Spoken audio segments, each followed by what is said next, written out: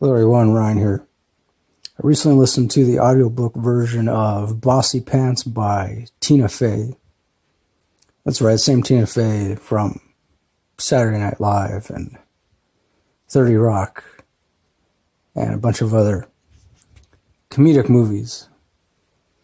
Now, of course, I will admit, before listening to this audiobook, I wasn't that big of a fan of Tina Fey. I mean, even though I've seen some of her movies and I like her acting on 30 Rock. I also liked some of the skits that she did on Saturday Night Live. But other than that, I mean, I wouldn't say, consider myself a huge fan of hers. But after listening to this book of hers, which is, I guess, autobiographical, also kind of a memoir, I've come to respect her a little more, not only as an actress, but also as a comedian, writer. Of course, first I will say that I believe if you're going to read this book or listen to it, I would definitely recommend listening to the audiobook. Maybe possibly even listening to it while following along with a physical book or ebook. But mostly because I feel like there's some stuff in it that you just have to hear Tina Fey say it, because she has a certain way of, well, she's got her own interesting style of writing. I really like it. I mean, I wouldn't say she's got like a completely original writing style, but mostly because I guess you could say that I enjoyed listening to this mostly because of the fact that she didn't come off as overly pretentious or stuck up, or because I've read some autobiographies in the past. I also listened to some other audiobook versions of various autobiographies, and there's a lot of them that do make the particular individual sound overly pretentious, or like there's some kind of unique, awesome miracle that everybody should obey and worship. And Tina Fey, for me, she didn't come off as that at all, which is interesting considering the title is Bossypants. But that's mostly because she tries to get across this message that she believes when it comes to being in a creative field, or in any kind of creative profession, sometimes most of the time, you do have to come off as a little bossy, at least every once in a while. Otherwise, nothing is going to get done. And I can definitely agree with that wholeheartedly, because me being a creative person myself, just the fact that I've played guitar with so many different bands over the years, and yeah, I can definitely attest to the fact that sometimes somebody does have to take the reins and just, unfortunately, be bossy, be thought of as, the one who's the bossy pants. Because otherwise then nothing gets done, and, everything just, everything becomes in danger of falling apart. And so, yeah, I like that message that she tried to get across. I also just liked hearing about her childhood, though she doesn't really go too in depth as far as her childhood is concerned. She does talk about, I guess you could say, the significant moments of her teenage life, and then also early college life, and the things she experienced after graduating college, and then going on different auditions. And she was a part of this improv group called Second City, and that's where I guess you could say she, really fell in love with just creating a lot of funny stuff on the spot, and which is what improv is, if you don't already know what improv is. I also liked one chapter in which she talks about her dad. Her dad's name is Don Fey.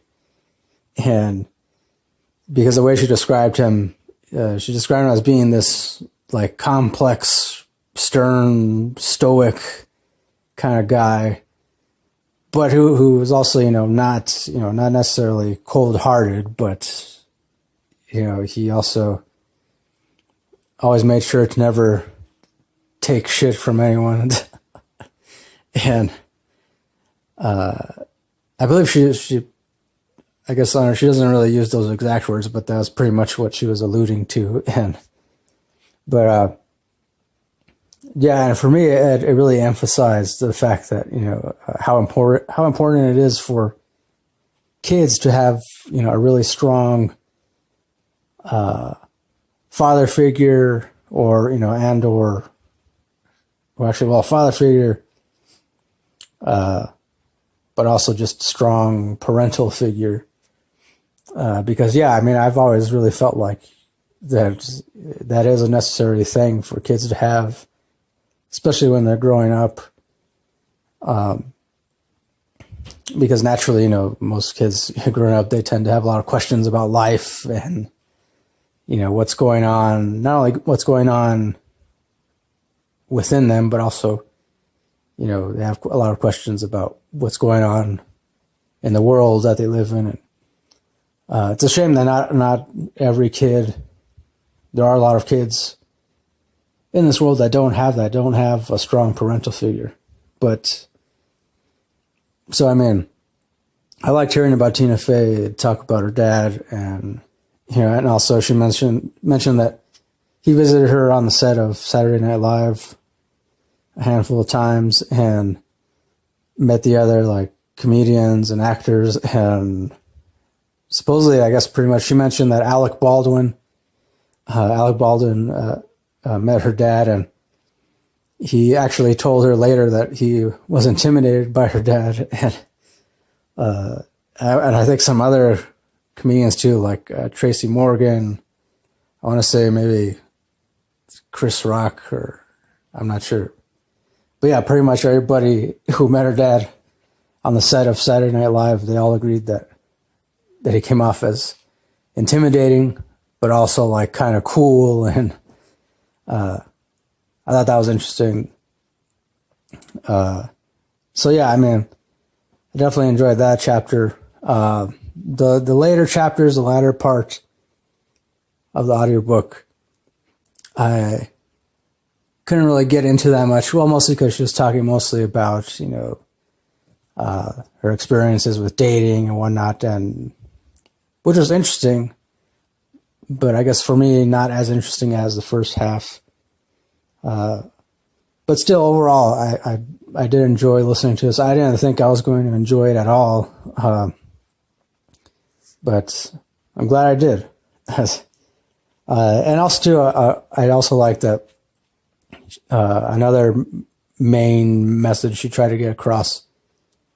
In fact, I think more than any other message in the entire audiobook was that she wanted young girls to know that it's okay for them to be themselves, it's okay for them, to not live up to some kind of unrealistic body image or standard of beauty, because ultimately, she points out the fact that,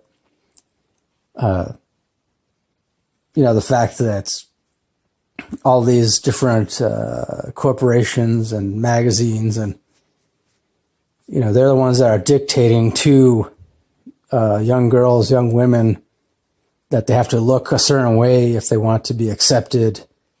Not only that, but that they have to look a certain way, if they want to attract a man or attract a partner, and which is bullshit. And she actually points that out, and that's something that I've always believed too. I mean, I believe the same could be said for young men too. Although, unfortunately, I do agree that most young women are targeted a lot more than young men. And yeah, that sucks. And I like that she points that out, and she really emphasizes, the fact that it's okay to be yourself, to not look like everyone else, and not act like everyone else. And yeah, I feel like that's definitely one of those things that people need to be told on a regular basis. So for that alone, I mean, granted, I did really enjoy the entire audiobook overall, mostly the first half rather than the second half, but just for that message alone of the fact that she gets across to be yourself, don't be ashamed to be yourself. That alone, I say, is definitely worth listening to this audiobook or reading the physical book, or going back and forth. But yeah, overall, I give it 4 out of 5 stars. I definitely recommend reading it. Yeah, not only for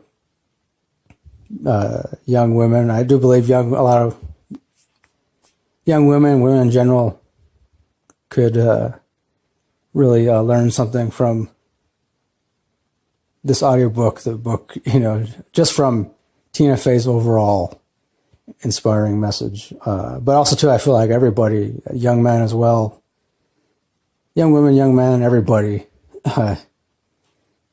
definitely, there definitely needs to hear, that